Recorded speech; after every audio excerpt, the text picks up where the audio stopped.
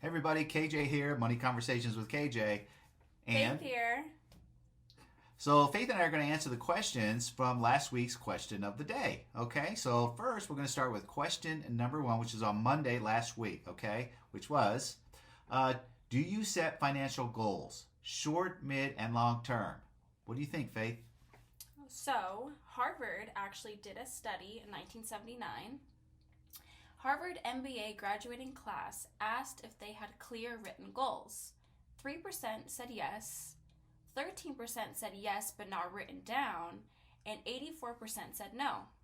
10 years later, 13% earning twice as much as the 84%.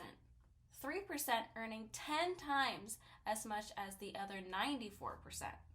So, as you can see, it's vitally important to write your goals down. First, to make sure you have your goals, and then to write them down.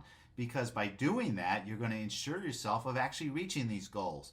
And then, because if you don't, they're not really goals, they're just dreams and they're hopes, right? We don't want you to do that. All right, so Tuesday, question of the day was do you know what tax bracket you are in? Great question here because it's vitally important here also to know the tax bracket you're in because sometimes you're out there working and you're getting ready to get a raise, right? Maybe your boss says, hey, you got a raise coming up. I like bonuses better than raises, but let's say they're going to give you a raise. So let's look at this tax bracket here and I'll explain why.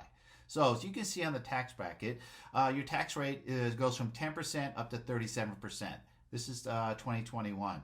Now, as you can see, it goes from 10 to 12. That's just a 2% raise. From 12 to 22, that's 10% more in taxes you'll pay. And you can see the dollar amount there by $1, 40,525. The minute you make 40,526, you jump 10%. And the reason I want to point this out to you guys is if you're making, which is roughly $19.50 an hour, and if your boss says, hey, I'm going to give you a 50-cent an hour raise, he's not doing you any favors because 50 cents an hour is going to put you over into that 22% tax bracket, which is 10% more money.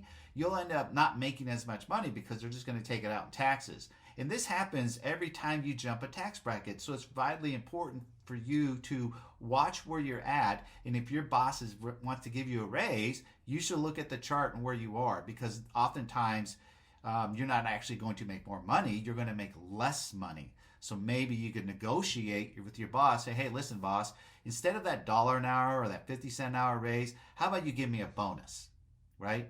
And if you could negotiate that, you'll be way further ahead of the game rather to get one lump sum than have to pay more taxes out of your check every week and you're not getting as much as you did the week before, even though you got a raise, right? Does that make sense?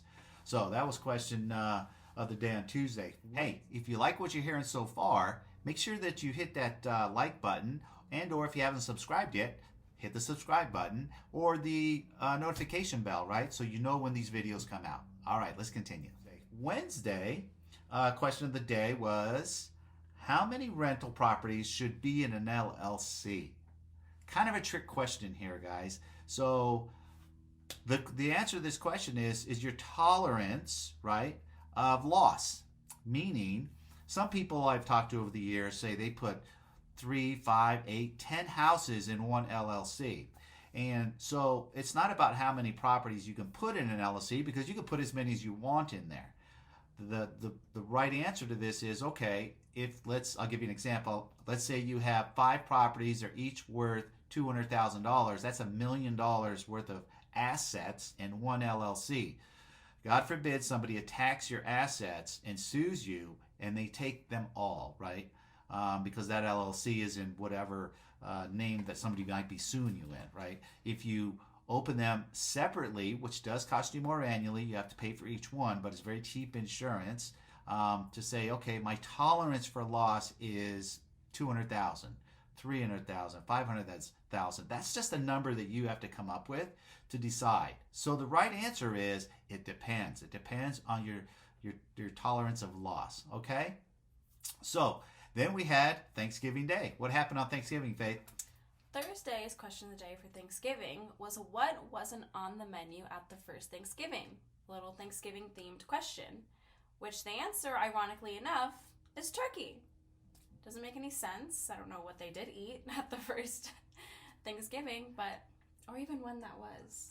Sometime in the 1800s, I believe. Yes, 1800s, and they had almost everything else but turkey. Okay, and what happened on Friday? So Friday's question was, which U.S. president proclaimed Thanksgiving a national holiday? Now, if I can give you a little bit of backstory, the first talks about it was our very first president, George Washington, but Abraham Lincoln was the one that proclaimed it to be an actual holiday in 1863. So I hope everybody had a great holiday weekend with their family on Thanksgiving. Got some good deals on Black Friday, maybe, hopefully. Great. So don't forget to watch us and read those question of the days. These are just a lot of fun for us. Little fun facts for you guys. Maybe motivational, inspirational for you guys to maybe take some action on some of these questions. So don't forget to subscribe to our channel, like this video, turn on your notifications so you get notified every time we upload. We do upload here for the question of the day at least, weekly. So answer our questions throughout the week on either Facebook or Instagram. Follow us on Facebook and Instagram. And we will see you every day.